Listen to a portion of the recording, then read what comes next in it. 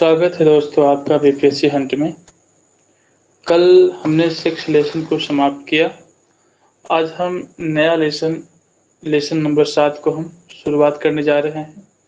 इस टॉपिक में विशेष रूप से जो आप टॉपिक देख रहे हैं हमारा देश भारत, इसमें हम क्या पढ़ेंगे? देखिए, भारत के बारे में अध्ययन करेंगे, जैसे कि भारत की स्थिति, भारत का भौतिक प्रदेश, भारत का जो पड़ोसी देश है उसके बारे में हम अध्ययन करेंगे। तो शुरुआत करते हैं। कह रहा है कि भारत एक बहुत बड़े भौगोलिक विस्तार वाला देश है। उत्तर में यह हिमालय के ऊंचे शिखरों से घिरा है, पश्चिम में अरब सागर, पूरब में बंगाल की खाड़ी तथा दक्षिण में हिंद महासागर। प्रायद्वीपीय भारत जो है भारतीय प्रायद्वीप के तटों पर लहराते हैं। देखिए, ये जो कह रहा है कि उत्तर में हिमालय है, दक्षिण में हिंद महासागर है, पश्चिम में आपका अरब सागर है और पूरब में आपका बंगाल की खाड़ी है। देखिए, हम भारत का एक मैप बनाते हैं। देखिए, भारत का मैप है तो क्या बता रहे हैं? पश्चिम में क्या है? आपका अरब सागर है। पश्चिम में क्या है? आपका अरब सागर है। उत्तर में क्या है? आपका हिमालय है। दक्षिण में क्या है? आपका दक्षिण में आपका क्या है? हिंद महासागर है।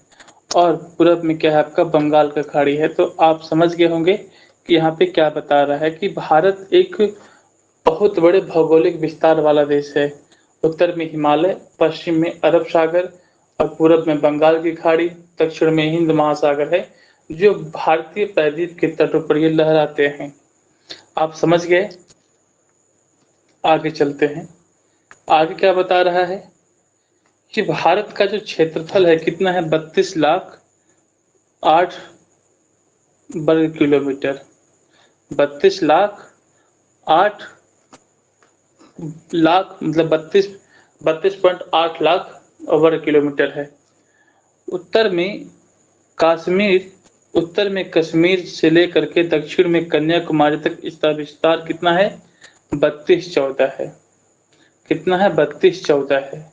याद रखेंगे, यहाँ पे एनसीईआरटी में 3200 बताया गया है, अपडेट नहीं किया गया है। आप अपने कॉपी में अपडेट कर लेंगे कि जो उत्तर में जो जम्मू कश्मीर जो है वहां से लेकर के आपका जो दक्षिण में कन्याकुमारी है, इसकी लंबाई भारत की कितनी बताया गया है? यहाँ पे 3200 बताया गया, परंतु ये गलत है। यहाँ पे इसको आप सुधार कर लेंगे, 3214 है।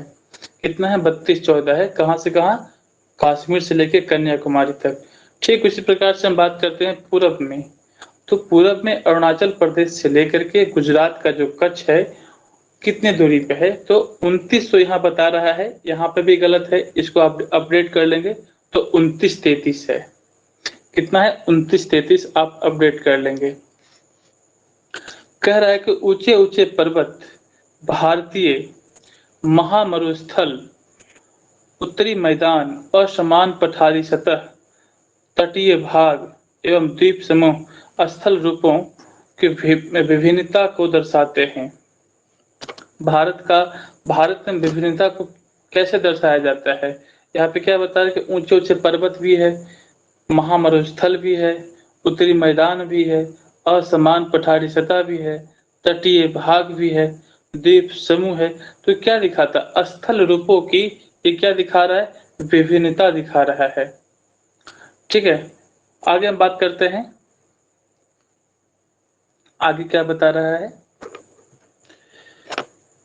यहाँ जलवायु, वनस्पति, वन्य जीवों के साथ साथ भाषा एवं संस्कृति में भी बहुत भिन्नता है। इस भिन्नता में भी हम एकता को पाते हैं, जो हमारी परंपराओं को क्या करती है? दिखाती है। यही कारण है कि हम एक राष्ट्र में बंधे हैं। वर्ष 2011 से अब तक की भारत की आबादी 120 करोड़। ये देखिए, किताब को अपडेट नहीं किया गया है। ये किताब आप अपडेट कर सकते हैं या फिर मैं बता देता हूँ। जैसे कि अभी 130 से प्लस 140 के आसपास में पहुंच गया है ये। और यहाँ पे क्या बता रहा है कि चीन के बाद दूसरा नंबर है जनसंख्या में। अभी भारत पहला नंबर पे चल रहा है ना? चलिए, तो हमने क्या पढ़ा है अभी? थोड़ा सा इसको हम लिख लेते हैं, आगे बढ़ते हैं। थोड़ा सा 2-3 पॉइंट हम यहाँ पे लिखते हैं। तो लिखेंगे आप यहाँ पे, आप हेडिंग में क्या डालेंगे? भारत। भारत डालेंगे हेडिंग में, भारत को हेडिंग में डालेंगे। और देखिए आपको यहाँ पे क्या करना है कि एक पॉइंट लिखना है कि भारत एक बहुत बड़े भौगोलिक विस्तार वाला देश है। भारत एक बहुत बड़े भौगोलिक विस्तार वाला देश है। अब हम इसको पूरा नहीं लिखेंगे कि उत्तर में हिमालय है, इसको हम पूरा नहीं लिखेंगे। जैसे कि मैंने अभी आपको फिगर में समझाया था कि एक भारत का नक्शा बना देंगे इस प्रकार से। यहाँ पे देखिए नक्शा बना भी है। यहाँ पे आप क्या करेंगे, यहाँ पे आप इसी चीज को आप उतार लें।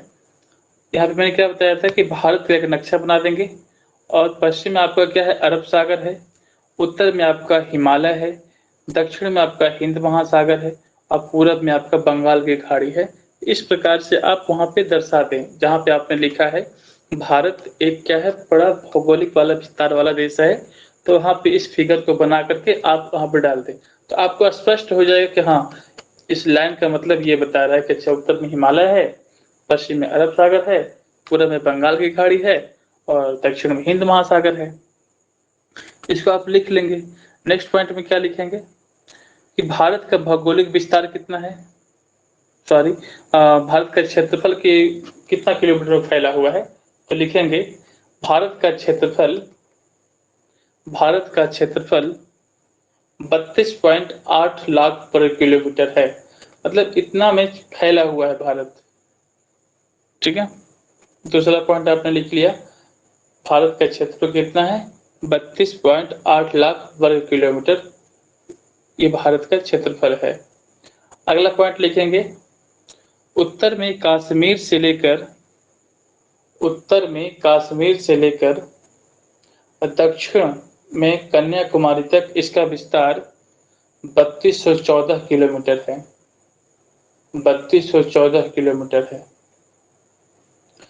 उत्तर में कश्मीर से लेकर दक्षिण में कन्याकुमारी तक 3214 किलोमीटर है। एवं अरुणाचल प्रदेश से गुजरात के कच्छ तक 29-33 किलोमीटर है, वर्ग किलोमीटर है। आपने लिख लिया। आगे हम बात करते हैं। तो हमने 4 पॉइंट यहाँ पे हमने नोट कर लिए। करते हैं आगे। अब देखिए जनसंख्या कितनी है कितनी नहीं है, हम ये न्यूज में भी सुनते रहते हैं, इसको लिखना कोई जरूरत नहीं है। अब हम अगला टॉपिक डालिएगा, भारत की स्थिति। अगला टॉपिक आप हेडिंग में क्या डाल देंगे? भारत की स्थिति। इसको पढ़ लेते हैं और फिर इसको हम नोट्स बना लेंगे। तो पढ़ेंगे हम। भारत उत्तरी गोलार्ध में स्थित है। कर्क रेखा देश के लगभग मध्य भाग से होकर गुजरती है। दक्षिण से उत्तर की ओर भारत की मुख्य भूमि का विस्तार 8 डिग्री 4 मिनट उत्तर से 37 डिग्री 6 मिनट उत्तरी अक्षांश के बीच है। पश्चिम से लेकर पूरब तक भारत का विस्तार कितना है? 68 डिग्री 7 मिनट पूर्वी देशांतर तथा 97 डिग्री 25 मिनट पूर्वी देशांतर के बीच है। अगर हम विश्व को पूर्वी एवं पश्चिमी गोलार्ध में बांटते हैं तो भारत की स्थिति किस गोलार्ध में होगी? बहुत बड़े देशांतरीय विस्तार लगभग 29 डिग्री के कारण यहाँ के 2 छोर पर स्थित स्थानों के स्थानीय समय में बहुत अधिक अंतर हो सकता था। इस तरह की दूरी पर स्थित 2 स्थानों के बीच समय का अंतर लगभग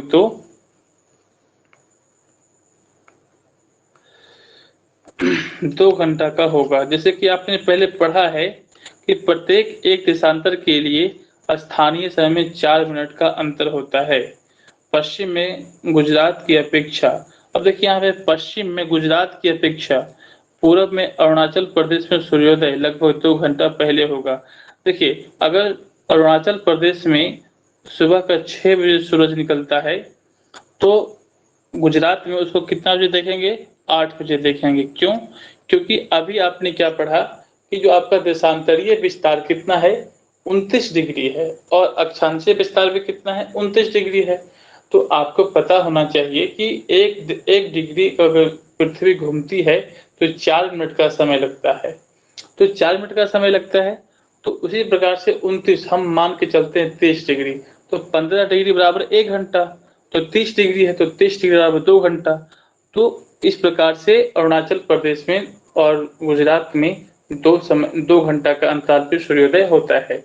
आप समझ गए होंगे, मैंने इसको हम तीसरे या चौथे लेसन में मैंने इसको पढ़ाया था। आगे बात करते हैं, 85.5 डिग्री पूर्वी देशांतर को स्थानीय समय को भारत का मानक समय माना जाता है। अब हम भारत की स्थिति, मैंने आपको हेडिंग दिलवाया था अभी हम उसमें हम नोट्स बना लेंगे ताकि आपको आसान जाए। तो लिखेंगे अभी भारत के उत्तरी गोलार्ध में स्थित है। पहला पॉइंट, भारत उत्तरी गोलार्ध में स्थित है। अब देखिए, भारत उत्तरी गोलार्ध में स्थित का मतलब क्या समझ रहे हैं आप?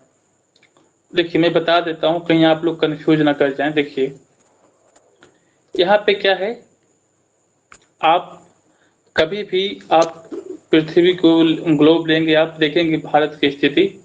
देखिए ये आपका क्या है, पृथ्वी है। ये आपका क्या है, पृथ्वी है। ये बीचों बीच से रेखा जो गुजरती है उसे विषुवत कहते हैं। तो हमने क्या कहा कि भारत उत्तरी गोलार्ध में स्थित है, तो यहाँ पे आपका क्या है, भारत है। यहाँ पे क्या है, आपका भारत है।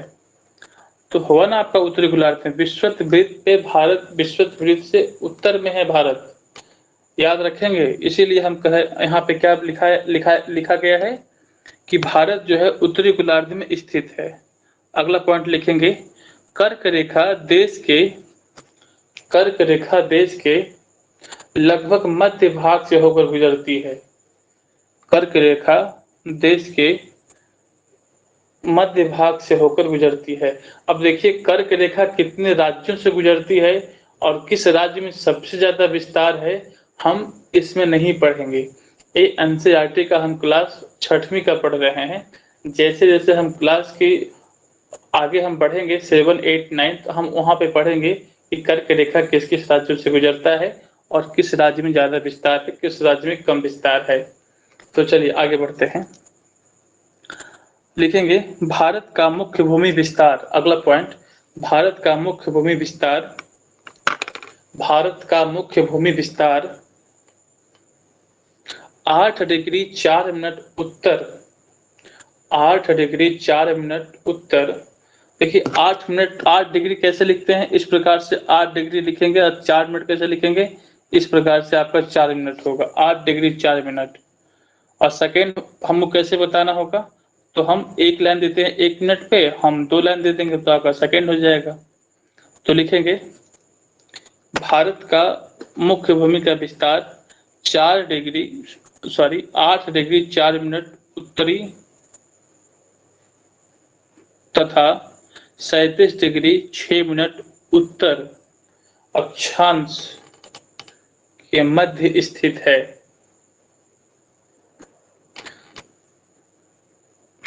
ठीक है, अगला लिखेंगे भारत का मुख्य विस्तार आपने लिख लिया 8 डिग्री 4 मिनट उत्तर अक्षांश तथा 37 डिग्री 6 मिनट उत्तर अक्षांश। ये क्या है कि बीच में फैला है भारत। अगला पॉइंट लिखेंगे, इसी में लिखेंगे पश्चिम से लेकर पूरब तक भारत का विस्तार, पश्चिम से लेकर पूरब तक भारत का विस्तार 68 डिग्री 7 मिनट तथा 97 डिग्री 25 मिनट तक 25 मिनट पूर्वी देशांतर के बीच स्थित है। अब देखिए यहाँ पे क्या बता रहा है, भारत का मुख्य भूमि। यहाँ पे देखिए कुछ लोग कंफ्यूज कर जाएंगे, मैं फिर भी बता देता हूँ, यहाँ पे एक बार बता देना चाहता हूँ। यहाँ पे देखिए ये आपका क्या है, पृथ्वी है।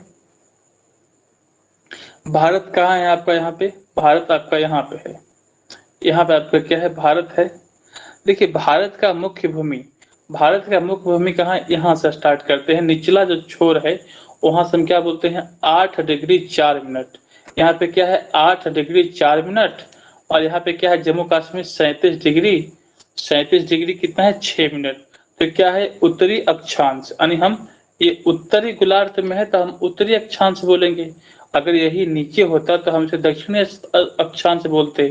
तो हम उत्तरी अक्षांश क्यों बोल रहे हैं, क्योंकि ये उत्तरी गोलार्ध में है। तो आपको मैंने बताया था कि अक्षांश, उत्तरी अक्षांश और दक्षिण अक्षांश किसे कहते हैं। तो हम भारत का जो मुख्य भूमि हम बात कर रहे हैं कितना है, 8 डिग्री 4 मिनट से लेकर के 37 डिग्री 6 मिनट उत्तरी अक्षांश तक फैला है। वही हम बात करते हैं भारत का पूर्वी विस्तार। तो गुजरात से लेकर के हम बात करते हैं कहाँ, अरुणाचल प्रदेश तक। तो गुजरात में जो आता है आपका 68 डिग्री कितना, 7 मिनट से लेकर के 97 डिग्री 25 मिनट तक आपका ये पूर्वी देशांतर फैला हुआ है। तो इस प्रकार से आप क्या समझ रहे हैं कि आपका अक्षांशीय विस्तार और देशांतरीय विस्तार कितना है, तो लगभग 29 और 23 डिग्री को हम मान के चलते हैं। तो ये लिखेंगे, आपने कहाँ तक लिखा, देशांतर के बीच में स्थित है। तो लिखेंगे इस प्रकार भारत का अक्षांशीय विस्तार 29 डिग्री, इस प्रकार भारत का अक्षांशीय विस्तार 29 डिग्री एवं देशांतरीय विस्तार 29 डिग्री है। दोनों लगभग समान है, कहीं कहीं आपको 30 डिग्री मिलेगा, कहीं आपको 29 डिग्री मिलेगा। तो आप ऑप्शन के अनुसार एलिमिनेट कर लेना आप, ठीक है। चलो आगे हम बढ़ते हैं, अगला पॉइंट पे हम आते हैं। अगला पॉइंट लिखेंगे, भारत का मानक समय 82.5 डिग्री है। भारत का मानक समय कितना है, 82.5 डिग्री है। भारत का मानक समय कितना है, 82.5 डिग्री है। तो ठीक है, अगला टॉपिक बात करते हैं। अगला हेडिंग दीजिएगा, भारत का पड़ोसी देश।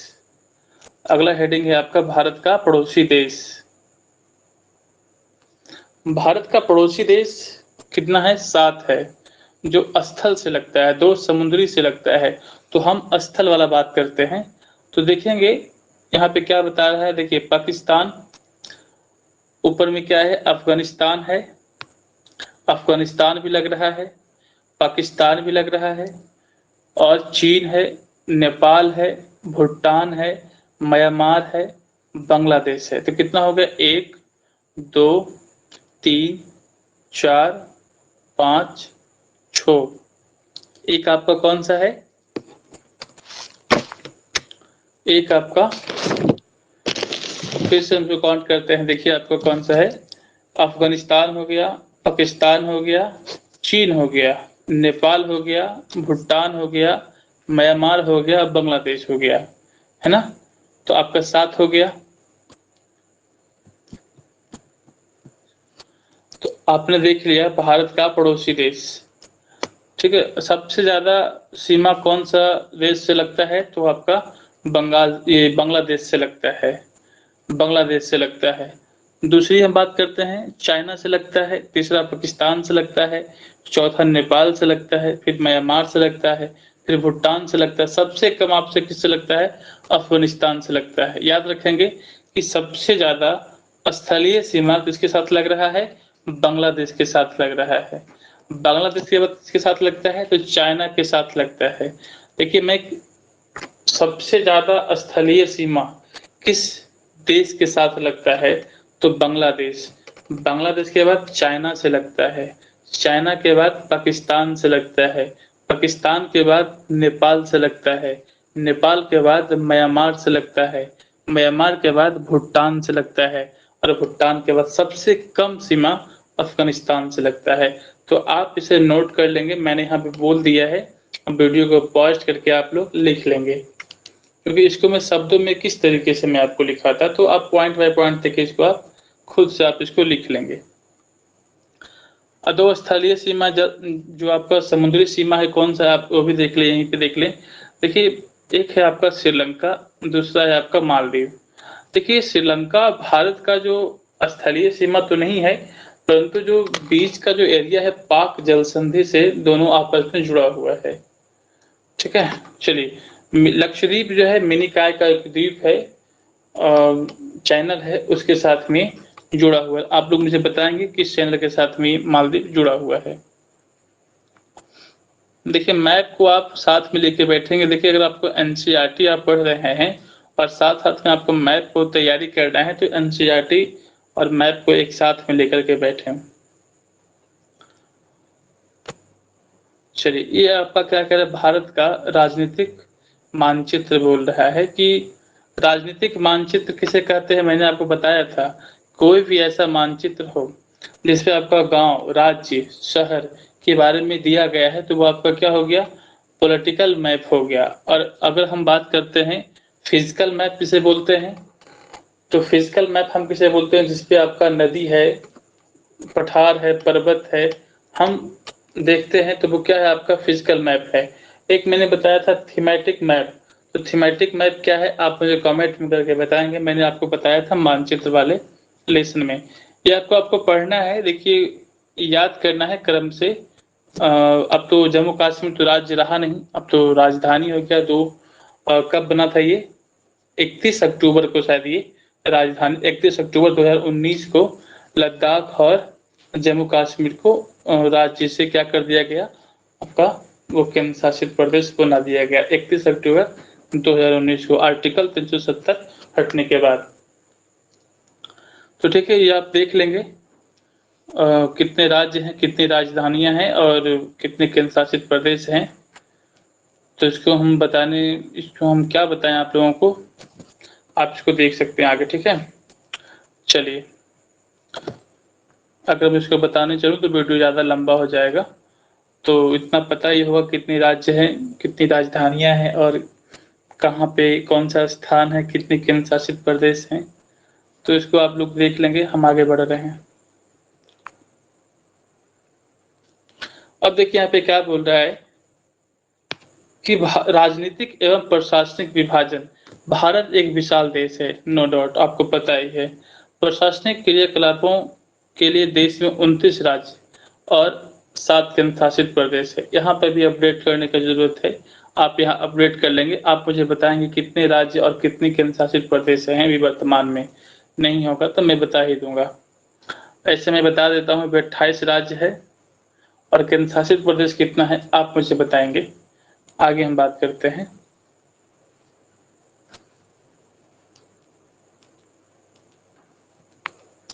देखिए, इसको हम एक बांट देते हैं। देखिए, भौतिक आकृतियां हम पढ़ेंगे, तो यहाँ पे क्या बता रहा है। देखिए, ये आपका हिमालय है। ये हिमालय यहाँ पे देख लेते हैं एक बार। जो आप ये सिंबल देख रहे हैं, ये आपको बता रहा है कि जो आपका इस कलर का जो होगा वो मैदानी भाग है, हरा ग्रीन कलर का। जो येलो कलर का है आपका पठारी प्रदेश है, और जो आपका हल्का सा जो रेड कह सकते हैं, हल्का ये पे रेड येलो ज्यादा कह सकते हैं, कुछ कलर का है आपका, तो वो पर्वत पहाड़ी है, यानी पर्वतीय प्रदेश है। तो हम ये तीनों को देखते हैं इस मैप के ऊपर। अगर एटलस होगा तो एटलस लेके बैठेंगे। चलिए, देखिए यहाँ पे क्या बता रहा है कि जो आपका ऊपरी हिस्सा है भारत का, ये जो पर्वतीय प्रदेश है जो आपको उस कलर में दिखाया जा रहा है, वो क्या है, पहला आपका क्या है, बृहद हिमालय है, फिर मध्य हिमालय है, फिर शिवालिक हिमालय है। तो कंटिन्यू जम्मू कश्मीर से लेकर के अरुणाचल प्रदेश तक ये फैला हुआ है, बीच बीच में कहीं कटा फटा है, हम उसको देखेंगे, पढ़ेंगे।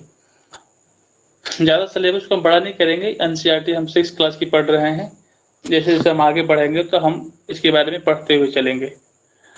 उसके बाद हम जैसे ही हिमालय से नीचे उतरते हैं तो आपका मैदान आता है। तो मैदान देखिए, 3 प्रकार के भारत के मैदान है। कौन कौन है, सिंधु का मैदान है, गंगा का मैदान है और आपका ब्रह्मपुत्र का मैदान है।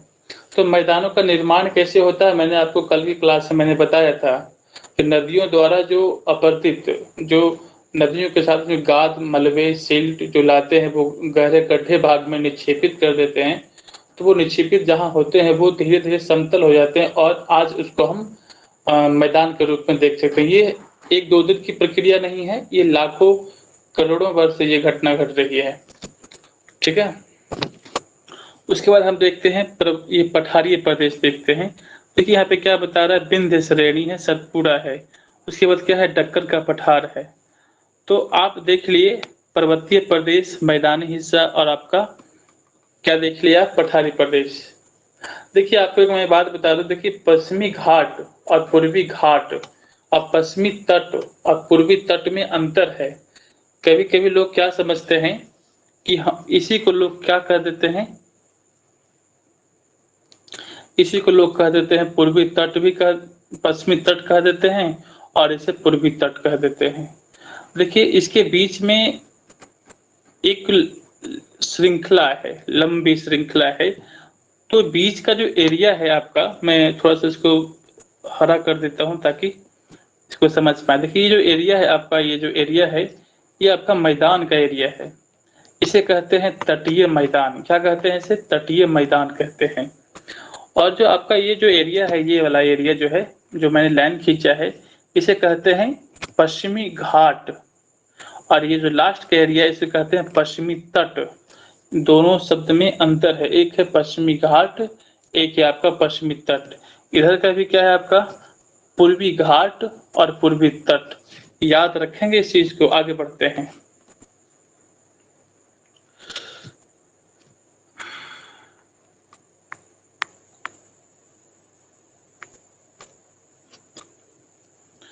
लिखेंगे, हम क्या पढ़ रहे थे, प्रशासनिक विभाजन पढ़ रहे थे, है ना।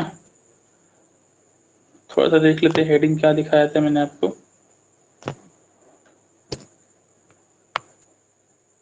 हेडिंग शायद अभी मैंने कुछ नहीं दिखाया है ना। चलिए अब लिखेंगे भौतिक विभाजन। भारत का भौतिक विभाजन आप हेडिंग में डाल दें और लिखें। यहाँ से मैं पढ़ता हूँ, उसके बाद आपको मैं लिखा दूंगा। चलिए स्टार्ट करते हैं कि भारत में पाए जाने वाली भौतिक आकृतियां विभिन्न प्रकार की है। जैसे क्या है, पर्वत, पठार, मैदान, तट तथा द्वीप समूह। उत्तर में बर्फ से ढका हिमालय संतरी का कार्य करता है।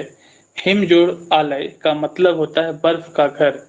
हिमालय पर्वत को 3 मुख्य समानांतर श्रृंखलाओं में बांटा जाता है। सबसे उत्तर में क्या है, बृहद हिमालय, इसे हम हिमाद्री कहते हैं। इसी श्रृंखला में विश्व का सबसे ऊंचा शिखर कौन सा है, माउंट एवरेस्ट। मध्य हिमालय हिमाचल हिमाद्री के दक्षिण में है। सॉरी, यहाँ पे क्या बोल रहा है कि मध्य हिमालय या हिमाचल हिमाद्री। हिमाचल हिमालय कहाँ पे है, हिमाद्री के दक्षिण में है। हिमाद्री बोले तो बृहद हिमालय के दक्षिण में है स्थित है। बहुत बड़े यहाँ पे जो है ना मध्य हिमालय में, यहाँ पे क्या है कि बहुत लोकप्रिय पहाड़ी स्थान है यहाँ पर स्थित है। 5 पहाड़ी स्थानों के नाम का पता लगाइए। इसके बाद हम क्या देखते हैं, शिवालिक। तो शिवालिक क्या है, सबसे दक्षिण में स्थित है।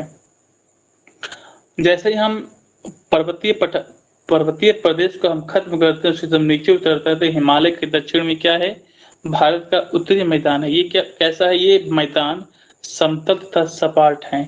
ये मैदान सिंधु, गंगा, ब्रह्मपुत्र तथा इनकी सहायक नदियों द्वारा लाए गए जलोढ़ निक्षेपों से बने हैं। नदियों के ये नदी नदियों के ये मैदान कृषि के लिए उपजाऊ होते हैं। नदियों के ये मैदान, जो नदी के द्वारा जो मैदान बनाया गया है वो कृषि के लिए क्या होता है, उपजाऊ होते हैं। और इसी कारण से इस क्षेत्र में, किस क्षेत्र में, मैदानी वाला क्षेत्र में जनसंख्या अधिक होता है। भारत का पश्चिमी भाग में क्या है आपका, भारतीय महामरुस्थल है। क्या है, भारतीय महामरुस्थल है। यह शुष्क, गर्म तथा रेतीला स्थल है। यहाँ वनस्पति का मात्रा बहुत कम है। उत्तरी मैदानों के दक्षिण में प्रायद्वीपीय पठार स्थित है। इसकी आकृति त्रिभुजाकार है। इसका धरातल काफी ऊंचा नीचा है। इस क्षेत्र में बहुत से पहाड़ी श्रृंखला तथा घाटियां स्थित है। ठीक है, आप देख रहे हैं कि हम क्या पढ़ रहे हैं यहाँ पे। इसको हम लिखेंगे भी, हम ज्यादा बड़ा नहीं करेंगे वीडियो को, बस शॉर्ट हम बनाते हुए चलेंगे जो एग्जाम के पॉइंट ऑफ व्यू से महत्वपूर्ण है। ठीक है, अब खत्म होती है लेसन, बस 2 लाइन बचा है, इसको हम पढ़ लेते हैं।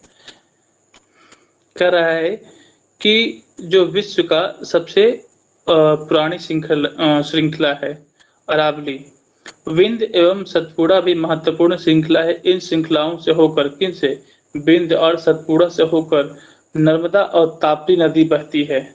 जो ये किधर बहती है, ये पश्चिम की तरफ बहने वाली नदियां हैं, जो कहाँ गिरती है, अरब सागर में गिरती है।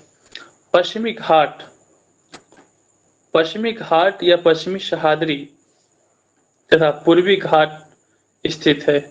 इस पठार के किस पठार के किसके किसकी बात कर रहा है ये, तो कह रहा है कि इस पठार मतलब विंध्य और सतपुड़ा, इस पठार के पश्चिम में क्या है, पश्चिमी घाट है तथा पूरब में पूर्वी घाट है। पश्चिमी घाट का विस्तार एक समान रूप है, मतलब कहीं कटा फटा नहीं, एक समान जैसा है। और वही हम पूर्वी घाट की बात करते हैं तो बीच में क्या है, टूटा फूटा है। आखिर टूटा फूटा क्यों है, क्योंकि इससे नदियां गुजरती है। कौन कौन नदियां गुजरती है, हम देखेंगे महानदी है, गोदावरी है, और भी नदियां गुजरती है, तो हम उसके बारे में यहाँ पढ़ेंगे आगे। कह रहा है इन पठारों में खनिजों जैसे कोयला एवं लौह अयस्क की क्या है, प्रचुरता है। पश्चिमी घाट के पश्चिम में तथा पूर्वी घाट के पूर्व में तटीय मैदान स्थित है। पश्चिम में तटीय मैदान काफी संकरे हैं, पूर्वी तटीय मैदान क्या है,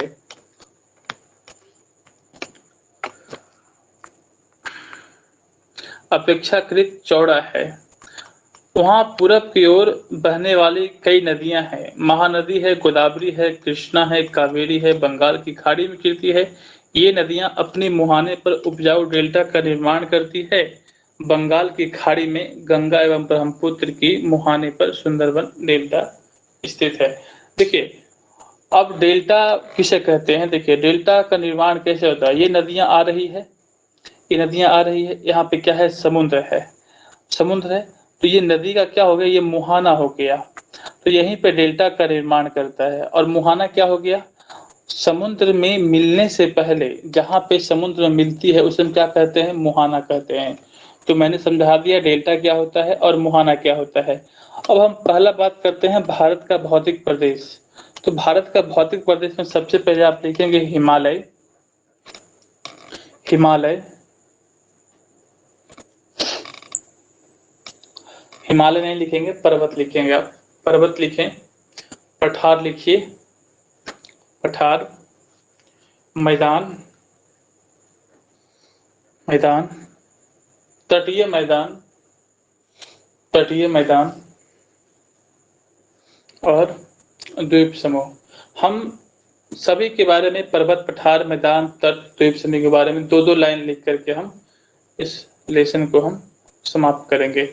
तो पहला लिखिए पर्वत, पर्वत या हिमालय लिख सकते हैं, लिखिए हिमालय, लिखिए, लिखिए हिमालय लिखेंगे। उत्तर में बर्फ से ढका हिमालय संतरी का कार्य करता है।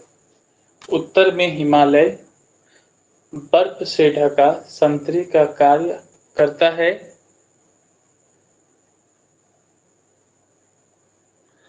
हिमालय पर्वत को मुख्यतः 3 समानांतर श्रेणियों में बांटा जाता है। हिमालय पर्वत को मुख्यतः 3 पर्वत श्रृंखलाओं में बांटा जाता है, जो इस प्रकार है, जो इस प्रकार है। कौन कौन, तो लिखेंगे बृहद हिमालय, बृहद हिमालय या हिमाद्री हिमालय, बृहद हिमालय या हिमाद्री हिमालय। दूसरा लिखेंगे, दूसरा लिखेंगे मध्य हिमालय या फिर हिमाचल हिमालय, मध्य हिमालय एवं हिमाचल हिमालय।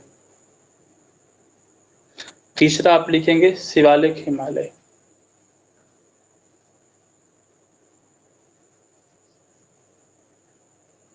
ठीक है, अब लिखेंगे मैदान, मैदान लिखिएगा, लिखेंगे हिमालय के दक्षिण में भारत का उत्तरी मैदान स्थित है।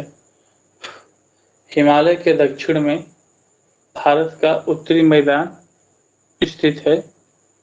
ये मैदान समतल तथा सपाट हैं। ये मैदान समतल तथा सपाट हैं। अब देखिए, मैं ये नहीं बता रहा हूँ कि मैदान का निर्माण कैसे हुआ और किन नदियों के द्वारा हुआ। मैं कल भी बताया था और अभी भी एक्सप्लेन किया है मैंने, तो आपको याद रहना चाहिए। हर बातों को मैं लिखा नहीं सकता हूँ और हर बातों को आपको लिखना ज़रूरी नहीं है। कुछ आपको याद भी रखना है ना? आगे लिखेंगे,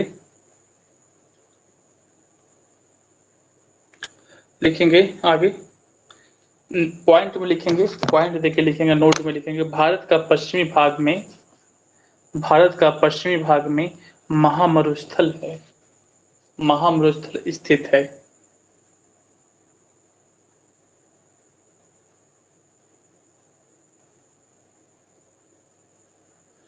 लिखेंगे अगला पॉइंट।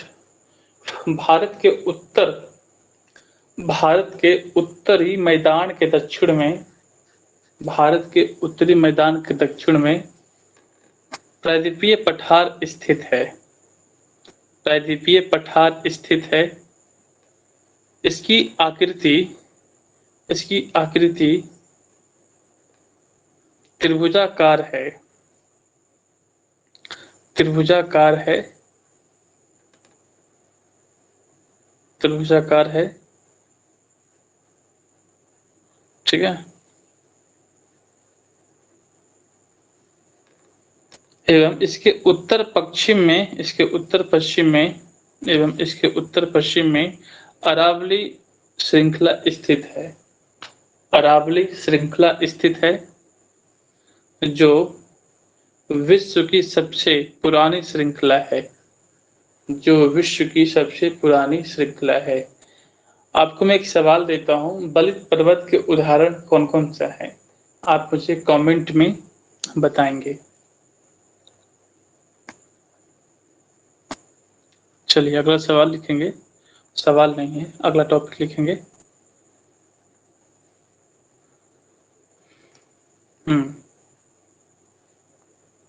नर्मदा तथा तापी नदी अरब सागर में गिरने वाली नदी है। अरब सागर में गिरने वाली नदी है।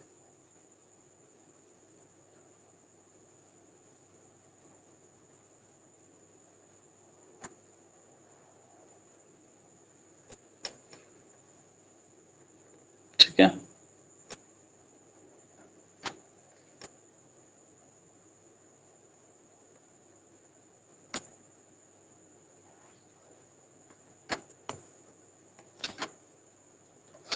लिख लिए? आगे लिखेंगे। महानदी गोदावरी कृष्णा कावेरी बंगाल की खाड़ी में गिरती है। अगला पॉइंट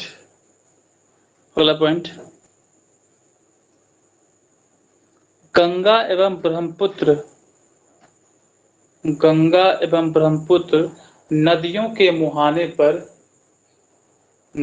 मुहाने पर सुंदरबन डेल्टा का निर्माण करते हैं। सुंदरबन डेल्टा का निर्माण करते हैं।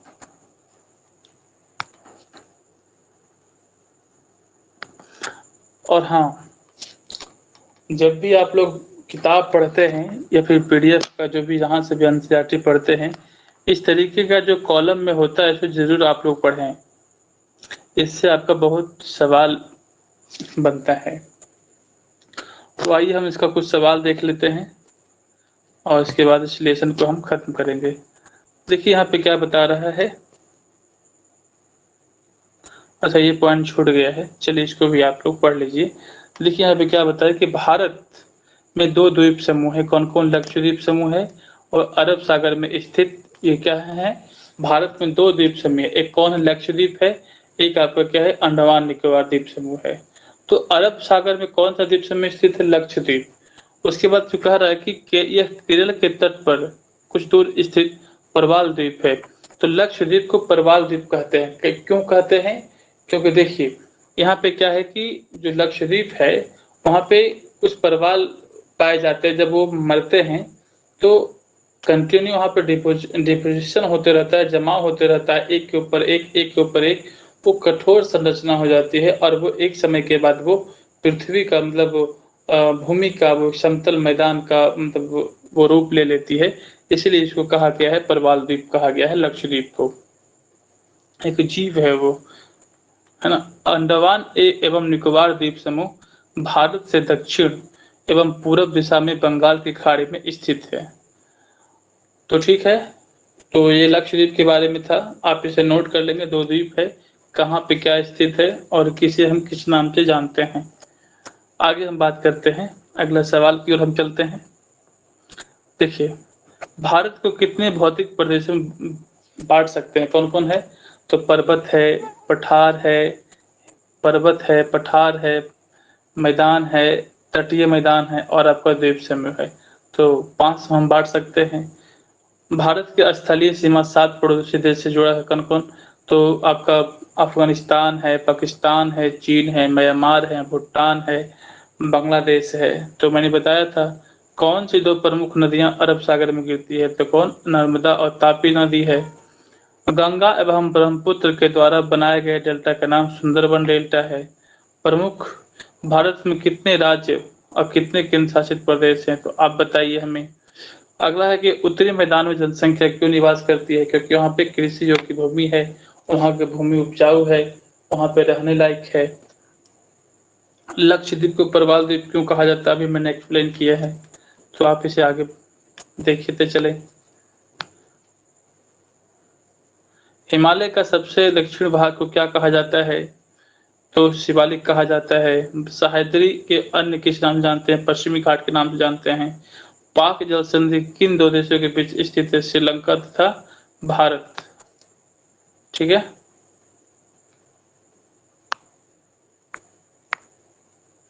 अरब सागर में भारतीय द्वीप कौन सा है स्थित? तो लक्षद्वीप पे स्थित है। भारत का सबसे पुरानी पर्वत श्रृंखला कौन है? तो अरावली है।